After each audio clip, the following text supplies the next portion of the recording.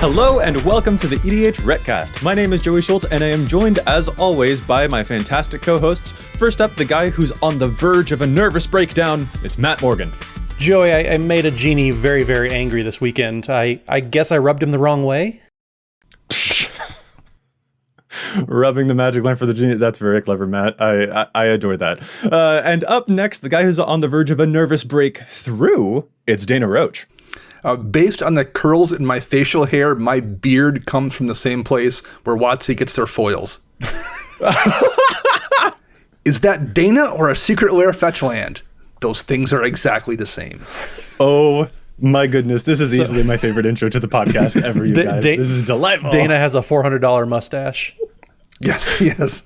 Excellent. This is the EDHRECast. EDHREC is the best deck building resource on the web for the Commander format, compiling data from deck lists all over the internet to provide helpful recommendations for new Commander decks. And what we like to do here on the podcast is give all that data a little more context.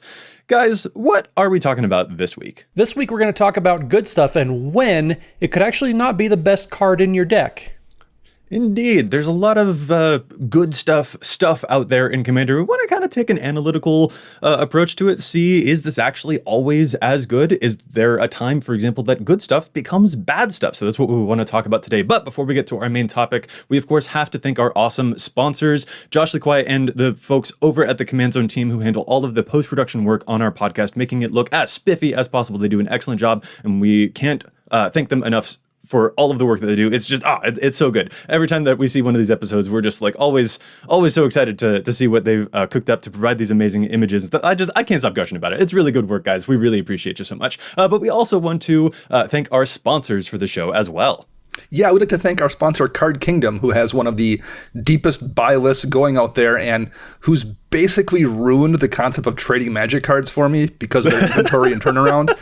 I mean, I won't mention the site, but I have like 300 finished trades online with people from several years back, and it's easier just to use Card Kingdom. I've just stopped trading cards because of their inventory and how quickly they can get me what I want without looking. Dang, quite the that's 100% true. Yeah, dang. We're also sponsored by TCG Player. They have an inventory of hundreds of thousands of cards as well. And if you want it, TCG Player has it. They also have a portfolio of countless individual sellers that make up their kind of selling portfolio. And so regardless of what's happening in the world, no matter how the pandemic gets, there's somebody on TCG Player who will get you and sell you cards. And both those sponsors provide our price links on the website. So when you click on those cards, you can go to whichever of those online retailers you'd like to buy from. And when you buy from them, you support both EDHREC and the EDHRECast. Indeed. And if you do end up using Card Kingdom, you can also visit cardkingdom.com/EDHREC to help support the show as well. Really awesome stuff. We really love all the folks that are supporting the show, including you, the listeners, too. I don't think we thank you guys enough, but it's really awesome seeing all the support that you lend to the show here, too. It's been a really, really fantastic experience. All right, guys, let's get into that main topic. We're talking about when good stuff might be bad. But first, I think we need to probably talk about what good stuff even means. Matt, what would you call quote-unquote good stuff in Commander? What does that mean to you? So are we using it derogatorily or not? Because I know a lot of people on the internet, they like to throw out good stuff as kind of either bad or unoriginal or something that they don't like. So in the context of this episode specifically, we're not going to say good stuff in a bad sense. We're just going to talk about cards that kind of are individually very, very powerful. We don't mean it in a derogatory way. We don't mean it to knock down people who maybe play some of these cards. We're saying these are cards that don't rely on synergy within the deck, maybe even the commander specifically, to be powerful. We're talking about cards that just on the card itself by itself is very, very powerful, and it does things that just any deck would want to be doing. We'll talk about some specific cards and some commanders that might not want to be playing those specific cards as well. But basically, these cards are going to have a very, very high floor. They're rarely going to be actively bad for you. Yeah, that's a great thing. Like, the cards are individually really, really powerful. And so, like, I don't want us to, like, make it sound like just you said that it might be an insult or something like that. That's really not the point of this show. We're not talking about, like, ooh, these are bad cards. We actually want to see, like, maybe if there are times when these cards aren't as synergistic. That's the word especially that you leaned into there that I really, really like. Because I don't think that good stuff is necessarily going to be like, oh, this is bad. Like, no, it has a very high floor. It's always going to provide you with some good value. But it does seem to be at the opposite end of synergy. And I would kind of, I think, describe good stuff in that way. Good stuff is basically like if you have a good stuff deck or something like that, that would be a deck that relies upon the strength of individual cards rather than the synergy between cards within the deck. So that's sort of how it is. It's, the individual card versus a bunch of cards that work in tandem. Yeah, cards that are powerful in absence of other cards in the deck.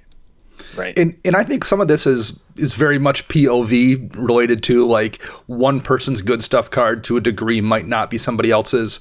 And one thing that makes me say that especially is for myself, I tend to be much more critical of creatures in terms of being good stuff than I am of like an individual spell, for example. My creatures in my deck all very much have to fit the theme of whatever my deck is doing. I'm way less concerned about my sorceries or instants doing that. That might not make sense to somebody else, for example, but like for me, I run Nature's Lore and most of my green decks as a way to ramp. I don't run Secure Tribe Elder because that creature for the most part doesn't fit the theme of what my deck is doing. So that's probably entirely a subjective thing that might be meaningless to somebody else.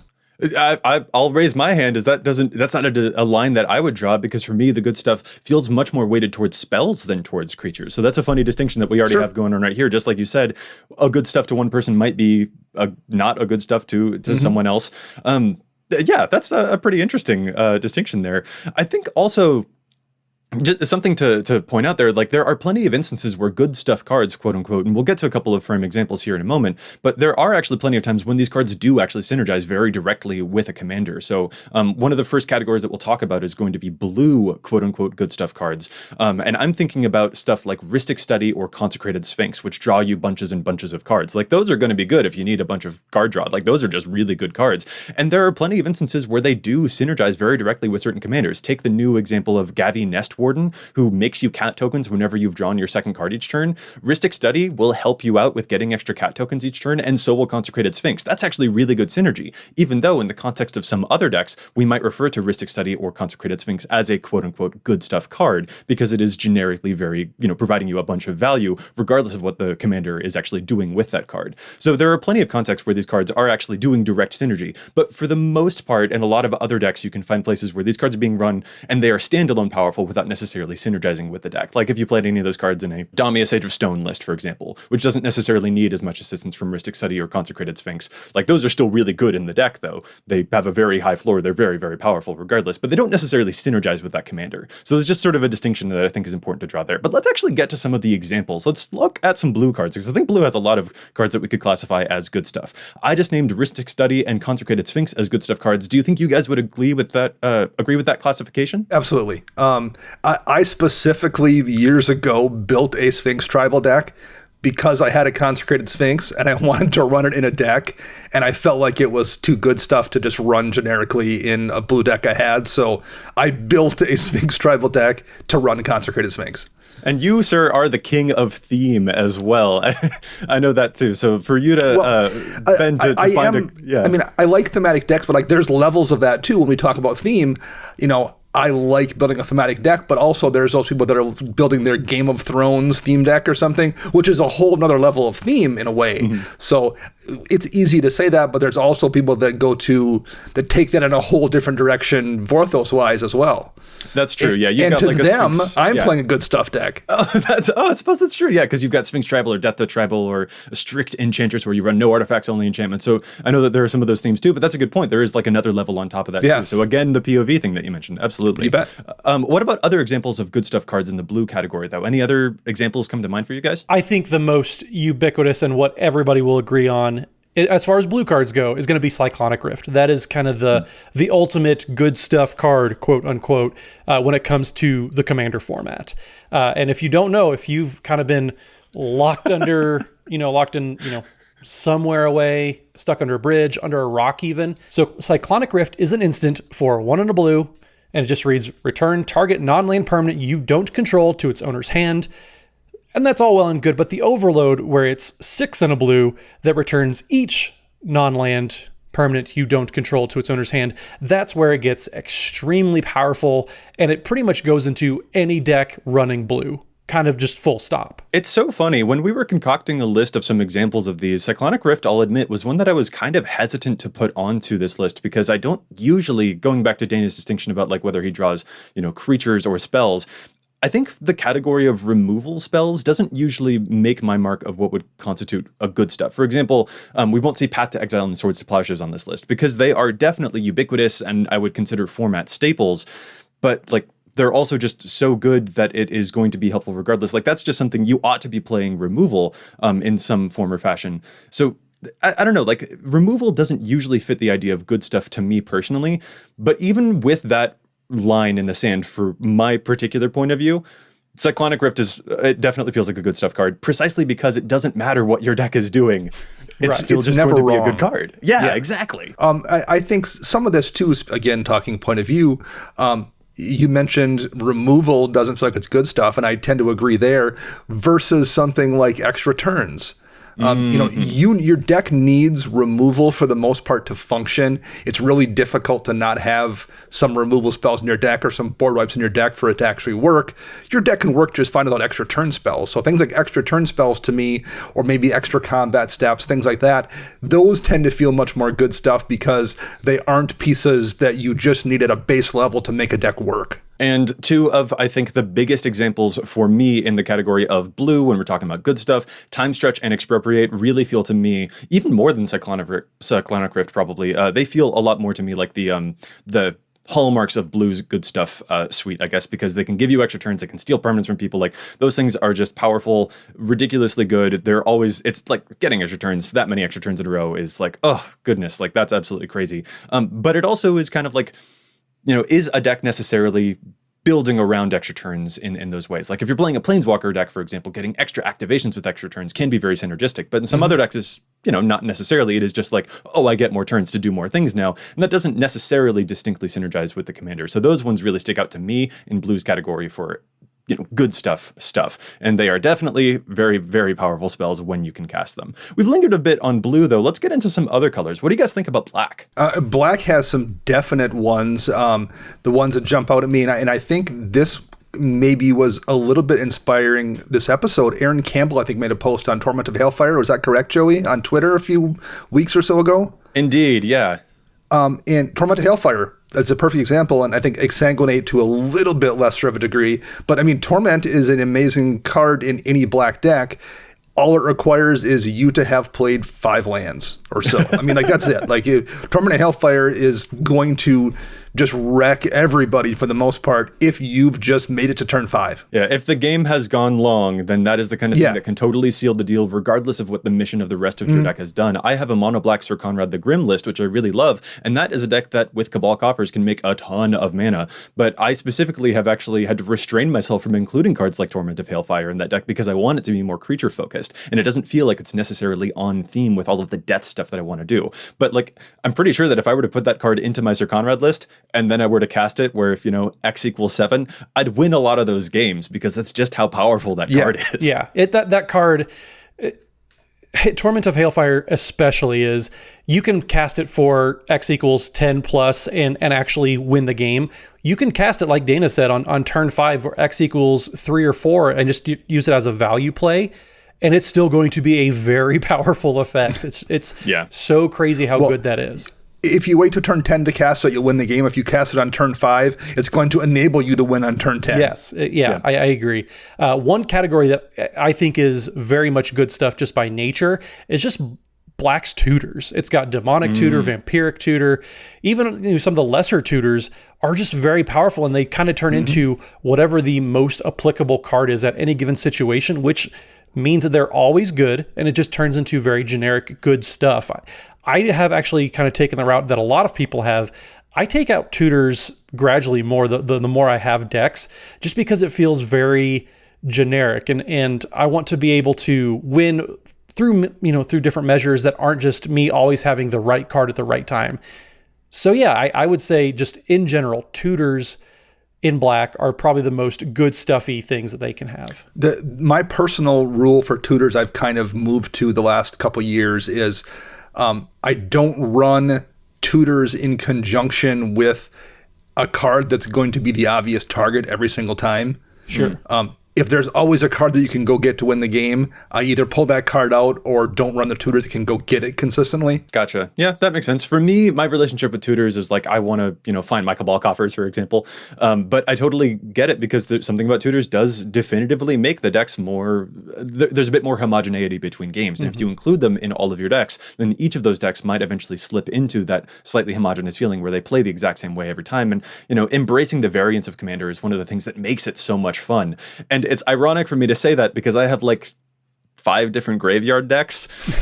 So I tend to enjoy the same strategy over and over again. I get that I'm a total hypocrite, particularly because we put 2 other cards down here on the list when we want to talk about quote unquote good stuff cards for black. And my babies, Grey Merchant of Asphodel and Kokosho, I think that they fall into the good stuff sort of category a little bit because Kokosho is just going to be good regardless of the strategy that you're playing. If it dies, you drain a bunch of life. That's just powerful. I like to revive it a lot, which I think is synergistic, but it is still just the kind of thing that like, yeah, this does make some of the games feel a little bit the same every time if I keep on making these things die. Yeah, even if you're not doing reanimation stuff, those are both amazing cards in any black deck, in any mono black deck especially. Yeah, Kokosho is good stuff to the point where it's kind of like a red card that we're going to talk about in a little bit, where it's good to the point of you only need opponents for it to be good.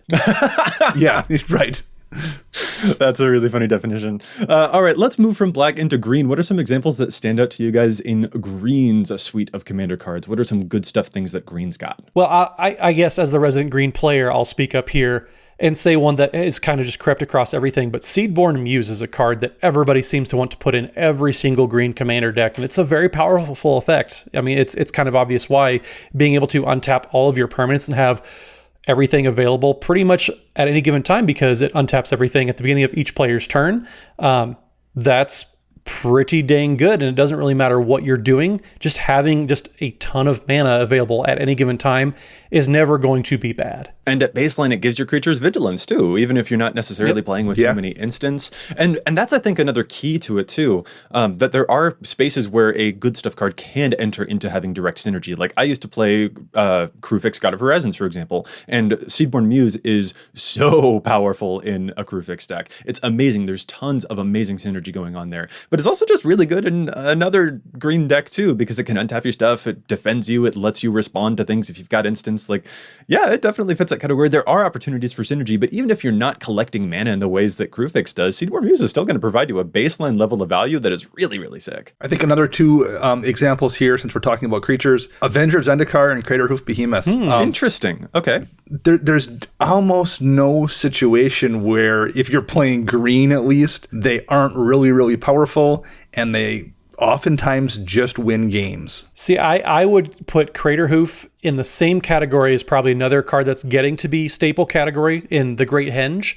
It's very good in the typical green deck. Avenger of Zendikar, I don't think there's any deck that you've put it in where it's bad. You just need to play more lands, which every green deck does. Right. Craterhoof at least requires some sort of board state. You play it on its own, and it doesn't. It's kind of like a gun that just has a little sign that says bang. Nothing really happens.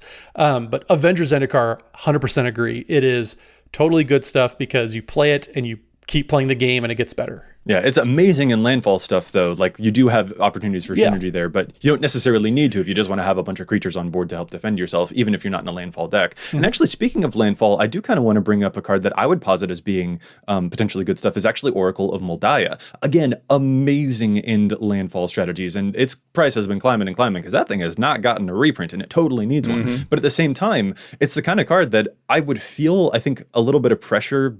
I don't know, maybe it's my own mental, like, there's a voice in my head saying, oh, this card's so good that you should play it even in a non-landfall deck. And I think that might actually be a bit of a mistake. Like, it is going to provide you value, but I want there to be extra synergy from that value and not just like, oh, I get some extra land drops from the card. It's never going to be bad, but I think I actually do want a little bit more from it. So playing it in a non-landfall deck seems like it might actually be not the most optimal thing that I could be doing if I'm tuning up a deck. Does that make any sense to you guys? Yeah, it does. It does, yeah. I've actually taken Oracle out of a couple landfall decks because I think I would rather get those bursts than some of the sustained, and that's just personal preference, and that comes down to boy, like, you crazy. That's what comes down to the point of view. Like, Dana prefers to have Nature's Lore over Secure Tri-Builder.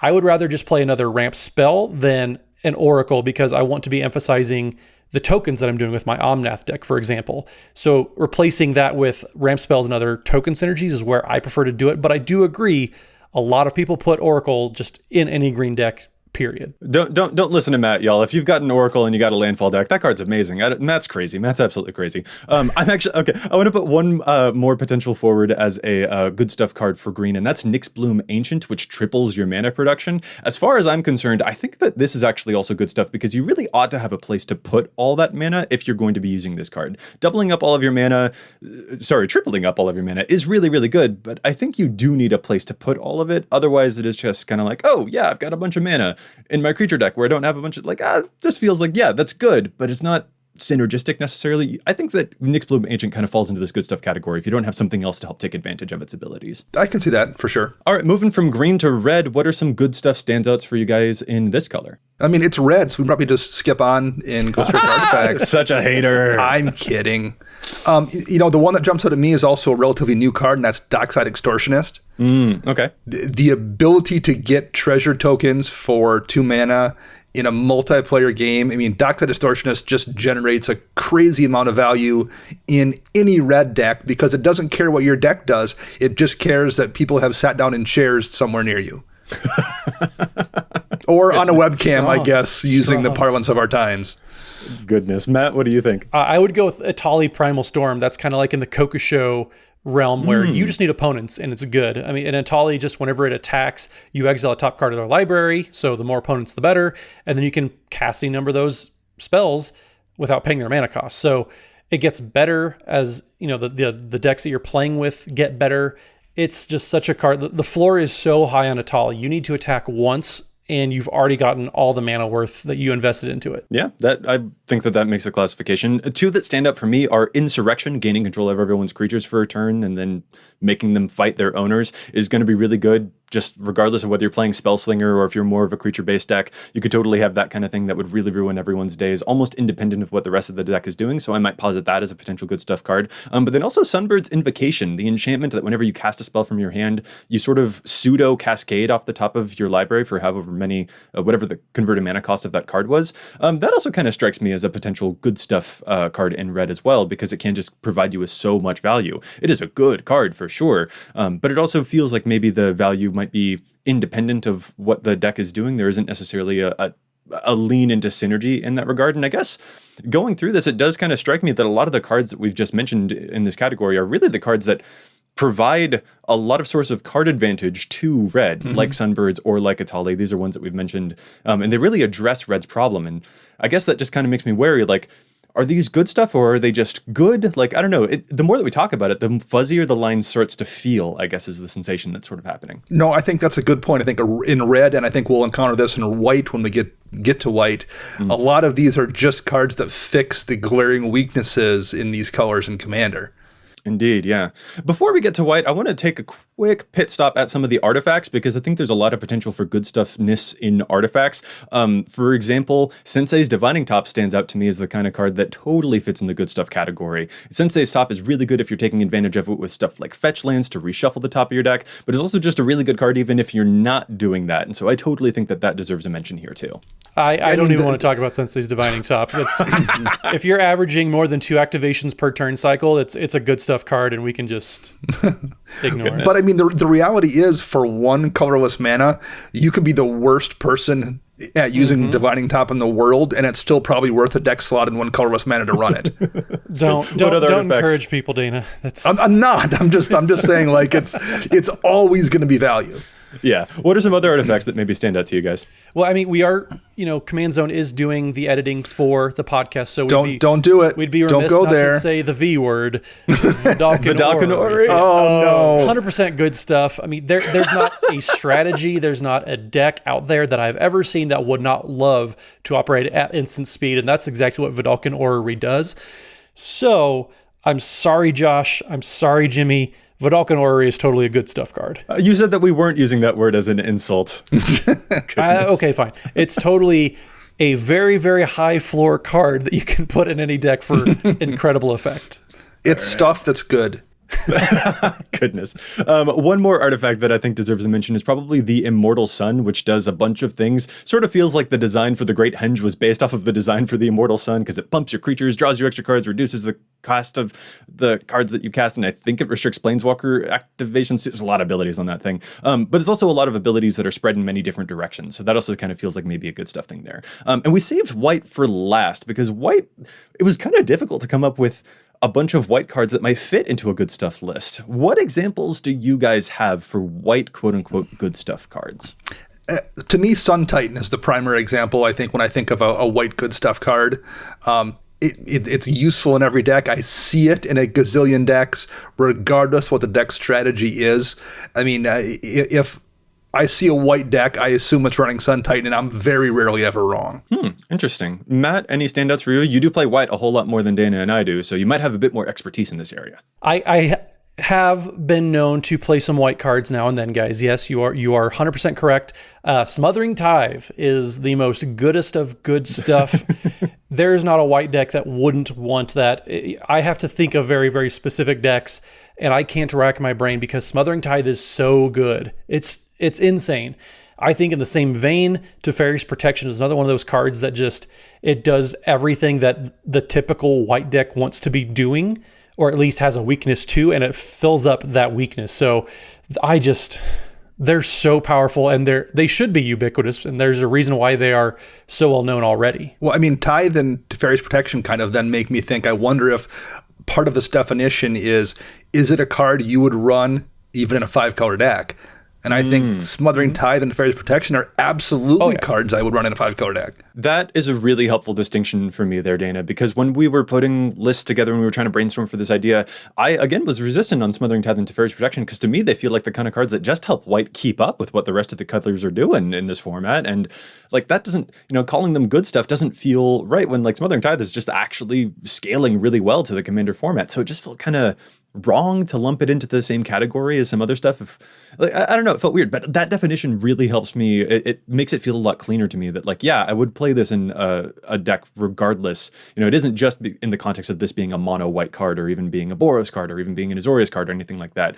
It really does, like, this is the kind of thing that you would intentionally make room for regardless of what your deck is doing, even in other 5-color decks. That really helps solidify these in this category for me. I really like that observation.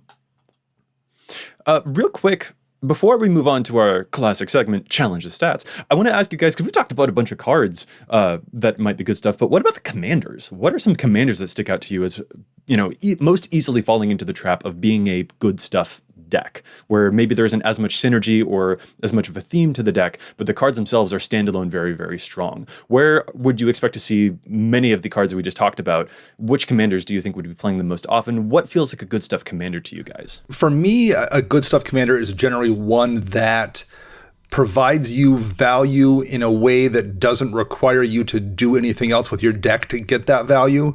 So something like Joda, Archmage Eternal, who lets you just play stuff at reduced cost, but it doesn't need you to have any specific cards in your deck to generate that utility, is one that would fall into that category. And I think Kenrith, the Return King, Kenrith's just a really good card that's going to do 5 really, really useful things, regardless of what your 99 looks like.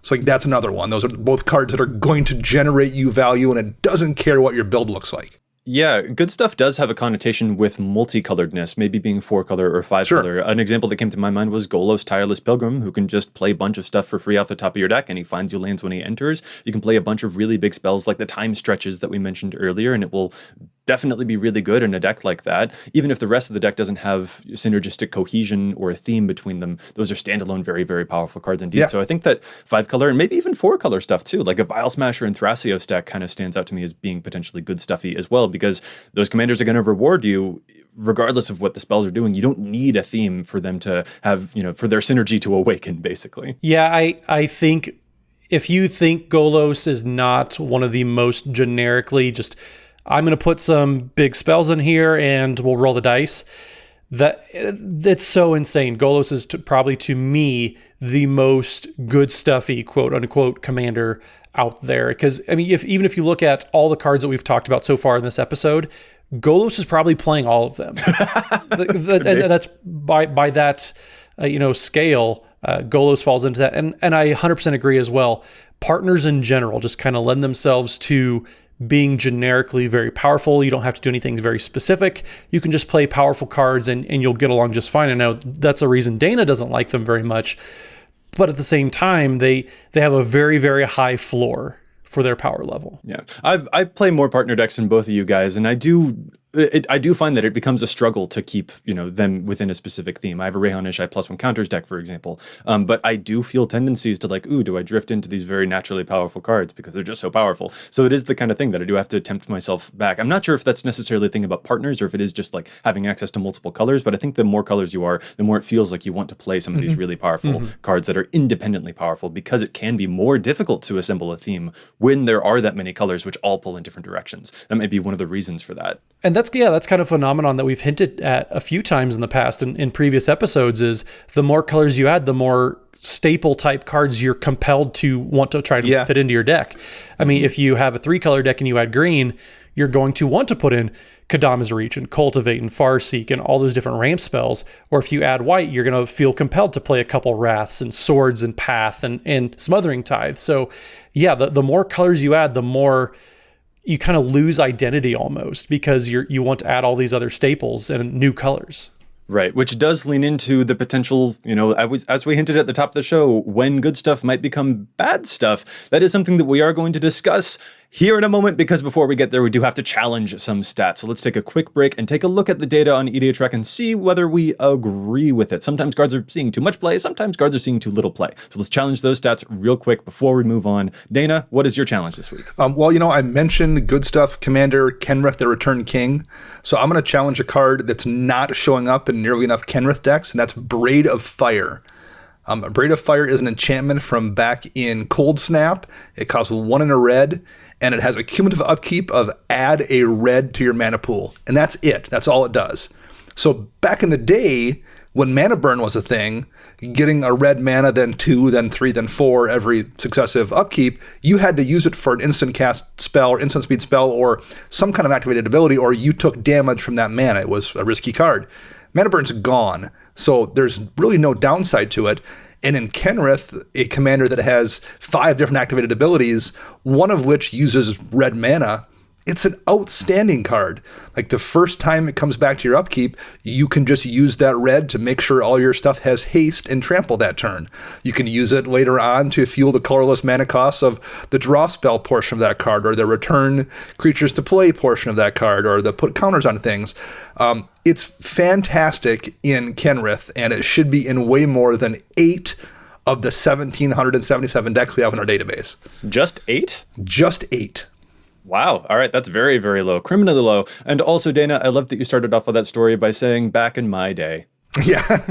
Back in the day of mana burn. I love it. Matt, what's your challenge? Back when this mustache style was cool. Back when you were at the Kentucky Derby. Yeah. Oh, so I also have a red card that I would like to challenge. So if you watched any of our streams lately, we've been experimenting, playing around with different decks and getting to play with a bunch of other really fun people in the community. So Andrew Cummings, friend of the podcast, came on the stream and he played his Akiri Lineslinger deck. So that's one of the Boros partners, but it gets bigger for all the different artifacts that you have in the battlefield. So one of those cards that I didn't see in his deck, but I was actually really, really intrigued by, is a creature, red creature called Loyal Apprentice. It's 1 and a red for 2/1 human artificer with haste, and it has Lieutenant. So at the beginning of combat on your turn, if you control your commander, you create a 1/1 colorless Thopter creature token with flying. That token gains haste until end of turn. So Loyal Apprentice is only showing up in 31% of Akiri decks so far, which I think is pretty low. The typical Akiri deck, you're not playing Boros because you want to play a long, slow, grindy game. You're playing it because you want to get it over fast. You want to do some things with artifacts. So if you're playing a low-to-the-ground commander like Akiri Lineslinger, Loyal Apprentice comes down very quickly right afterwards and helps develop your board. It makes Akiri bigger every turn. And also having haste, if you're playing a more equipment-centered version of Akiri, which you see with Saram's Senior Edificer, you have Stoneforge Mystic, all sorts of different equipment synergies in that deck. Loyal Apprentice can come down after a board wipe, has haste, you put a few equipments on it, and you reestablish your board very, very quickly. I think Loyal Apprentice should be seeing play in quite a few more Akiri decks than only 31% out there. Matt, I'll see your lieutenant card there and raise you one. I really like the lieutenant cards in a lot of partner decks. When Yes. you've got two commanders, there's even more chance that you'll be able to have the lieutenant clause. So more lieutenants in partner decks, those are sometimes real sleeper hits for sure. So yeah, totally here for more lieutenants in those. Let's move on to my challenge now. Mine actually comes from one of our listeners. This is from Sir Axolotl, goes by Dan on Twitter. Dan, this one's for you. You recommended Veilstone Amulet, which is an amazing artifact from Future Sight. 3 mana artifact. Whenever you cast a spell, creatures you control can't be the target of spells your opponents spells or abilities your opponents control this turn. It is only in 556 decks on the website. I use this in my Feather the Redeemed deck so that any cantrippy spell that I play also will protect Feather. But Dan specifically wanted to shout this out for Adeliz the Cinder Wind decks, which also love to play a bunch of cantrips that will pump up all of your wizards. And this is a great way to protect Adeliz and all of your wizards as well. It's a really, really cool artifact from Future Sight, and it gives all of your stuff protection. It's really neat. If you're playing a bunch of, quick, easy, instant spells, this is a great one to protect your army, and it only shows up in 556 decks, which just seems like way too low, so give that one a look. And now, guys, we're going to head back into our episode. We laid the groundwork for what some of these good stuff cards are. We talked about the concept of what it is, but what can make them bad? What is a point at which the good stuff, the standalone stuff, might eventually not be as optimal after all? What are some examples or concepts that kind of illustrate that point for you guys? What stands out? Well, I'm going to speak for Dana here and just say restriction breeds creativity. That's one thing that Mark Rosewater talks about all the time. But Dana and I'm not trying to put words in your mouth, but you like weird themes, I think it's safe to say. You like going off the beaten path. Sure. And yeah, it's always interesting to see, because when you look at a typical deck that Dana has, and that's one reason I love playing against Dana, in all of our streams, everything that we have, all the games I played against Dana, there's always cards that I'm pretty sure he has one of those weird, I really like when this happens types of gratification moments where I have to reach across the board or just say, hey, Dana, stop. What is that card again? Sure.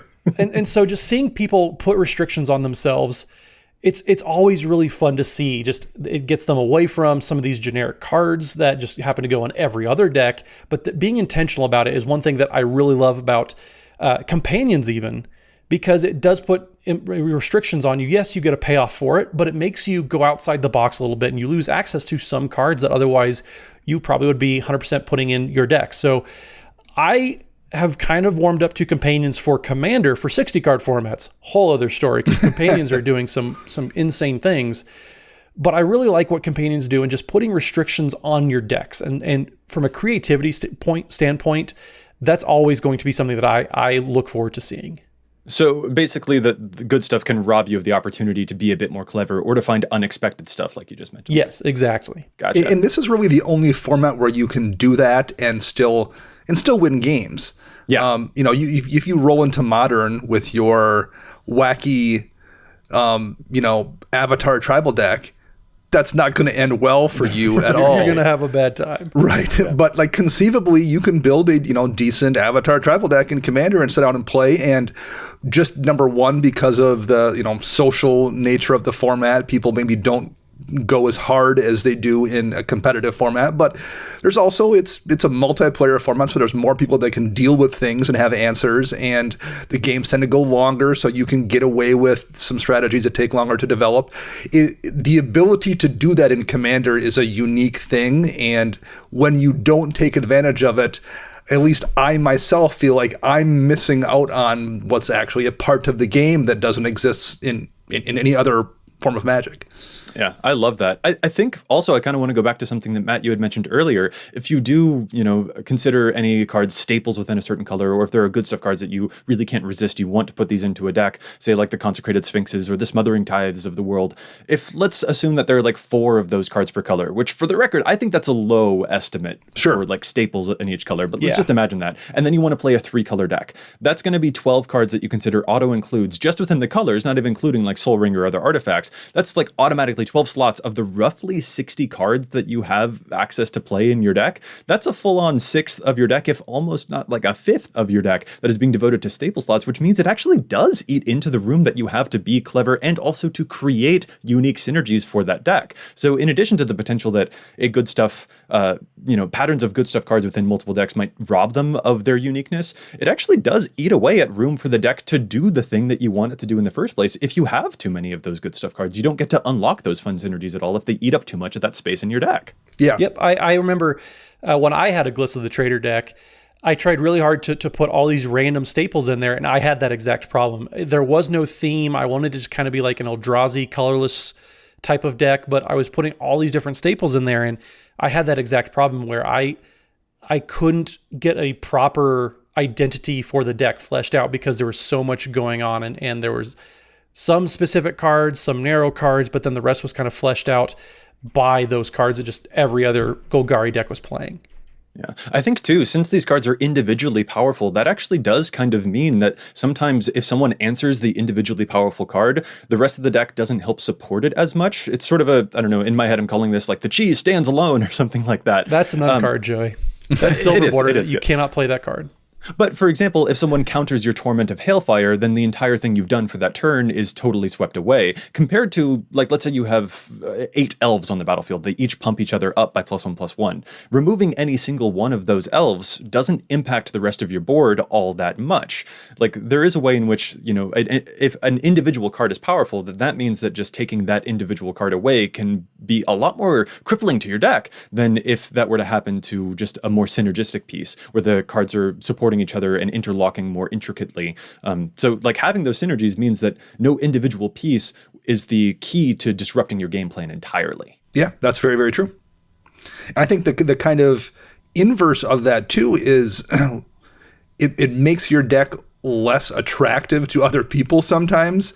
I've specifically had people that like cast a bribery and look around and say, well, I'm not touching anything in Dana's deck because they know this because they know the specific pieces in my deck, generally speaking, probably aren't going to work nearly as well outside my deck as they will as somebody else's deck may, where they can maybe go find, like, now my Sphinx deck, you can go grab Consecrated Sphinx, but like I have a Kenrith Exalted deck. None of those creatures are going to be any good for you to grab with a bribery compared to somebody else who maybe has that Sun Titan or has that Crater Hoof Behemoth. Yeah, no, if someone does cast an Expropriate, you are perfectly happy saying, yes, take my Ardent Plea with my Exalted Enchantment. Yeah. That doesn't help you nearly as much. That's actually a really great point there, too. There's also just one more thing, too, that I think is important to sort of highlight the power of synergy, because we've kind of like thrown it around just as a term basically, but like synergy does really, like, Commander is one of the places where I really love seeing synergy. I love watching, my Rayhan and Ishai counters deck bounce counters back and forth between different creatures so that Doubling Season will quintuple and like forever increase those things to crazy high amounts, which isn't the kind of thing that you always necessarily see if all of the cards are individually good. Having those synergies to bounce things back and forth is really wonderful to watch those grow. Like if you say, like if all of the cards in your deck are 4-star cards that are really excellent but standalone cards, and then you play like 5 of them and they're all 4 stars, then I guess you've got like 20 stars or something. You got like 20 points, and that's really good. That's going to be a very powerful way to play. But if all of the cards in your deck synergize together, even if they're only like 2-star cards, when you play 5 of them, you wouldn't be getting like 10 points of value. They'd be multiplying. You'd be getting like 2 times 2 times 2 times 2, and then you'd get like 32 points. This metaphor doesn't really work, but in my head it sounds nice. But basically, like, synergy is powerful when it can sometimes eclipse the point of an individually powerful card. When all of those things do get to work in tandem, they can be more powerful than a standalone card if the entire deck is built to support them, since they all work together so well. So what my esteemed co-host was trying to say is it's a snowball effect. They build upon each other instead of math and X's and pluses. And this last point I think is very subjective. But speaking for myself personally, all the really memorable losses I've ever had in Commander almost always come from someone's synergistic deck that's done a really interesting thing and made you kind of do that, oh, reaction. Yeah. I mean, I've definitely lost to plenty of games where someone, just casts Archangel Avacyn, and the next turn they cast Avenger of Zendikar, next turn they cast, Crater Hoof and win. But I can't remember any of those games specifically, or I can't remember my reaction to them. Whereas people who have built an interesting synergistic deck, I remember a lot of those losses. All right, so to sort of wrap things up, guys, I'm going to give you a challenge. We named a bunch of good stuff cards earlier, but can you think of any specific decks maybe that you have or other decks out there where any of the good stuff cards, actually the floor on them wouldn't be very high, where those cards might actually get in the way of what that deck is trying to do? What are some examples of the cards that we talked about on this episode where the good stuff would actually end up being bad stuff? When would those cards get in the way and not be as good as they tend to be? Dana? So I have a few examples here, and we mentioned before I have an Enchantress deck with no artifacts. Part of that is me wanting to build on theme and me being obstinate, because Soul Ring's definitely a great card in that deck if I wanted to run it. But by not running artifacts that are kind of good stuff cards, just generally useful, I can run cards that hate on artifacts and never have them hit me. I can run things like Stony Silence or Titania's Song that are enchantments that work in the context of my deck, and they let me draw cards when I cast them, and they shut off other players' artifacts, and they don't touch me at all. Nice. So it lets me run hate cards kind of, or ways to shut down other strategies without hurting myself. Similarly, years ago, for a brief period of time, I had built a Sidri Galvanic Genius deck, and Sidri lets you animate artifacts. And I didn't have any creatures in that deck, in part because the plan was to animate artifacts and use them as my method of attack. But by not having any creatures aside from Sidri, I could run things that tax creatures, or run more board wipes, or run things of that nature. And again, it didn't hurt me to do that. So I was better off not running a Consecrated Sphinx and running a draw spell that was in the form of an artifact or just a sorcery or something that didn't have to sit into play, because I ran things that hurt creatures. Cool. That's a really great example. I love it. Matt, any specifics from you? So I'm going to go back to the blue cards, and of course I'm telling people play less blue cards. but Time Stretch and Expropriate, yes, those are insanely powerful cards. Expropriate is often a game winner. But a lot of times, decks that plan on hard casting them, I don't know if that's really the best use for those. If a lot of times people are casting those two spells in Narset decks, or they're cheating them into play and not paying full price on those spells. So if you're planning on using them fairly, quote unquote, or paying full price and actually hard casting them, that may not be the best use. And there's also a ton of decks out there that also just don't ever plan on getting to 8, 9, 10 mana. If you're talking about, Edric Spymaster of Trest, that typically is the Flying Man Tribal 1 and 2 mana cost creatures, you probably don't care about getting to 10 mana, because A, you're trying to end the game quickly, and B, you're also probably playing 33, 32 lanes. Dana, how many do you play in your Edric deck? It's not 32. that many. 32. Yeah. So typically, I would say if you are trying to put Expropriate into your Edric Spymaster Trest deck, or any very, very low to the ground, Tetsuka Umezawa, for example, you're probably not ever getting to 10 mana, because you don't want the game to go that long. At that point, you may have already lost, because your creatures don't scale well to the end of the game. So if you want to spend 9, 10 mana on all these extra turn spells, that's all well and good, but just remember, are your spells going to actually scale to those extra turns that you get? And if you're playing, very low to the ground, very aggressive decks, the answer is probably not. Yeah, interesting stuff there. The example for me also comes up as a really big mana thing. I'm thinking of Torment of Hailfire and Exsanguinate. I probably could run those in every black deck, but I tend not to, because I want to focus on creature synergies. Bringing back a Grey Merchant of Asphodel, which again is probably a good stuff card, but still it's a lot more fun. And I don't have room for as many non-creature spells. But also I've got a deck like Graven Predator Captain, for example, who sacrifices my creatures, hits really, really hard. And something like a Torment of Hailfire, I feel would just get in the way of that deck, because I really do need creatures, or I also tend to use stuff that will steal other people's creatures so that I can sacrifice those creatures and draw cards and then hit people really powerfully. Graven can sometimes one-shot people out of nowhere, and something like Torment of Hailfire, while powerful, would really just get in my way when I'm trying to commit to that very, very fast strategy. Or also, I think you guys had mentioned Kodama's Reach and Cultivate earlier, sort of staple cards for green, but I don't play those in my creature-based graveyardy decks like Marin or stuff like that. Like, there are definitely examples where sometimes these staple cards will really get in your way.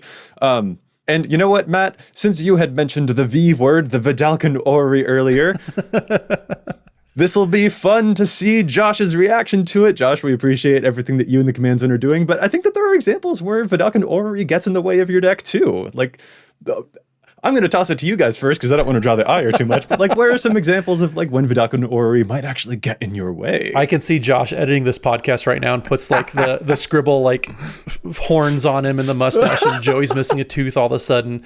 But like I said earlier, yeah, there's not a deck out there that doesn't want to operate at instant speed. It's obviously a very, very powerful card. But also it's part of that, restrictions clause where it makes you get creative with how you're playing around, how you're protecting your board, because you aren't always operating at instant speed. You're not playing on the person to your right's turn all the time. So it does kind of require you to navigate the game in a completely different way. And that's something that, to me, just it's more traditional Magic, I guess. I'm not saying that's a bad thing necessarily, but it's more... I don't know. I'm trying to think of a polite way not to draw the ire of Josh. I mean, no, but like I don't know if it gets in your way even so much, but it's a 4-mana spell that oftentimes is going to use up your entire turn to cast before you get a benefit the following turn. I mean, maybe you'll cast it on turn 8 and have mana free, but very often it's going to use up a chunk of your turn, and that never feels good.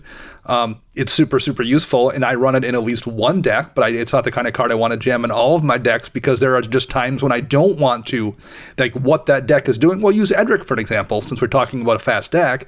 I don't want it in that deck because there's no situation where I want to use 4 mana and a chunk of my turn to not have the card be impactful immediately. Or you could just play it next to Seedborn Muse and you're just all handy-dandy right there. Yeah. Well, I also have decks where I'm just like, I think this might get in the way. I have a Feather deck, for example, and that deck's already basically 60 instants, so I don't necessarily need it there. I think Vidaka no Ori especially flourishes for decks that are especially creature-based. They've got a lot of stuff that would naturally be sorcery speed, but if you've got a lot of instants, then you don't necessarily need it because you've already got that ability.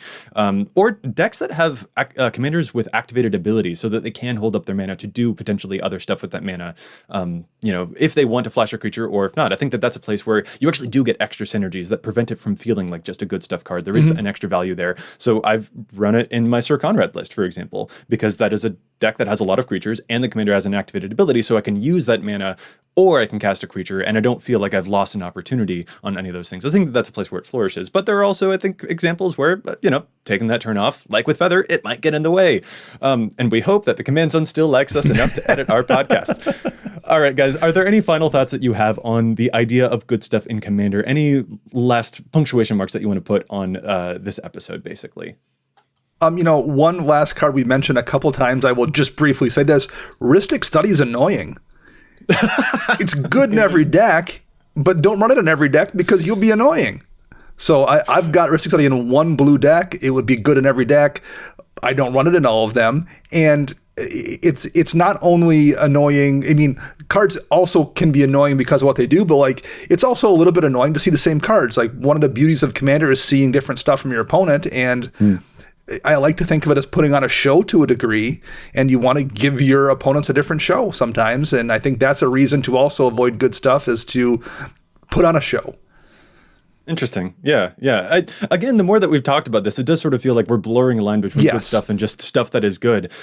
So I do kind of want to just remind that these are good cards that we're talking about. For sure. And while we've interrogated them a lot today, the floor on these cards is still really, really high. So if you are playing them, they're going to provide you with good results. But And some people don't find the act of being creative with deck building interesting. And if you don't find it interesting, you just want to run cards that are good. There's nothing wrong with that. We've been kind of critical of it, but that's for ourselves personally and what we want from the game. If that isn't interesting to you, you should not feel bad about playing in the way that you find fun. Especially because stuff like Rhystic Study can help enable some of the more out there strategies because of how powerful they are. Exactly. Well, and I think one thing that we're kind of trying to say, maybe to sum up, and correct me if I'm wrong, is everything in moderation is a good thing, especially when it comes to Magic. Yes, there are some cards that are going to help power up your deck. If you're at 98 cards, you can't find 2 other cards, and I've been in this situation several times. And I look at it and well, I could just put in, a Triumph of the Hordes because I am playing green and I'm playing lots of creatures, and that's just how I just happen to add another insanely powerful card that just happens to be, very, very popular across the format. I've done that several times with all of my decks, and so, sometimes it's more, I will use staples to help fill out those last 3 or 4 slots that I don't already have filled. That's typically how I wind up playing some of these cards that we've talked about. But we are not by any means saying don't play these cards, otherwise you're unoriginal. We're saying maybe, take a critical eye and be intentional. That's one thing we always say, is be intentional about how you're building your deck, what cards you're building in the deck, and is that card that you're putting in, is Cyclonic Rift going to be just removal, or is it also going to be a win condition? And most of the time it's yes. That's kind of a silly question, but yeah, just make sure whenever you are putting some of these cards in your decks, is this the ideal card, or is there something else better that you can be doing despite the card's reputation for being what it should be as a staple card? It's funny to me, Matt, that you mentioned that you have instances where you've only got 95 cards and you're looking for 5 more. I've never had that. Like, I have like 195 cards and I have to pair See, down. You guys, Joey, you have what we call an imagination, and I don't. Well, no, I think especially like, a good point to end on here is probably that Goodstuff isn't an insult. Like, that's not really interesting for it to be like, oh, it's just a Goodstuff deck. Really, it's just that Goodstuff is sort of an opposite of synergy. So like Cyclonic Rift will always be baseline powerful, but there are also other examples of cards that will have additional bonuses with other cards that you might be playing in the deck, or other cards that synergize with the commander. Like we mentioned, Consecrated Sphinx can be a Goodstuff card, but it actually does have really great synergy with a commander like Gavi. So, a Goodstuff and synergy, just interrogating that relationship can be really fun when you're building your decks. And that's really what we wanted to do today, is just like sort of remind out there that like, yeah, there's a lot of stuff that you can play, and some of them are going to feel stapley, but there's also a lot of extra synergy that you can find in spite of those cards, or even sometimes because of them. And that's what we wanted to talk about today. And man, it was a lot of fun to go through these too, because these are good cards, y'all. I like talking about good cards. These are just good cards. Anyway, with that, I think what we need to do is call this episode to a close. Thank you guys so much for joining me. And if any of our listeners would like to get in touch with us, where can they find you all? Matt? So you can find me on Twitter at Mathimus55. That's MATHIMUS. And you can also find our stream at EDHRECast on Twitch. Hey, that's changed up. That has changed. It's a big change, so make sure you look out for it. And Dana. You can find me working as a barkeep in a saloon in 1870 with my facial hair, or on the cover of a box of Monopoly. You can also find me on Twitter at Dana Roach, and hear me on my other podcast, CMDR Central. And I'm Joey Schultz. You can find me at Joseph M. Schultz on Twitter. Sorry.